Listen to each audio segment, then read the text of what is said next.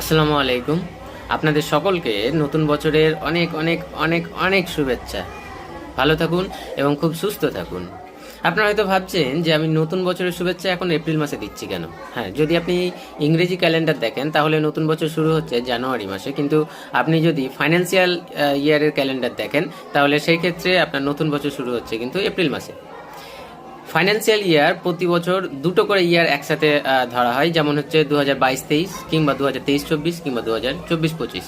যেমন এখন যেমন হচ্ছে যদি ইনকাম ট্যাক্স ফাইলের ক্ষেত্রে আপনি যদি এখন ইনকাম ট্যাক্স ফাইল করেন তাহলে সেই ক্ষেত্রে আপনার ফাইন্যান্সিয়াল ইয়ার হবে 2023-24 এবং অ্যাসেসমেন্ট ইয়ার হবে 2024-25। অর্থাৎ 2023-24 অর্থাৎ 2023-এর এপ্রিল মাস থেকে নিয়ে 2024-এর 31 মার্চ পর্যন্ত যতগুলো আপনার ট্রানজ্যাকশন হয়েছে সেই ফাইন্যান্সিয়াল ইয়ারে, সেটা এই 2024-25 অ্যাসেসমেন্ট ইয়ারে সেটা কিন্তু ফাইলিং হবে।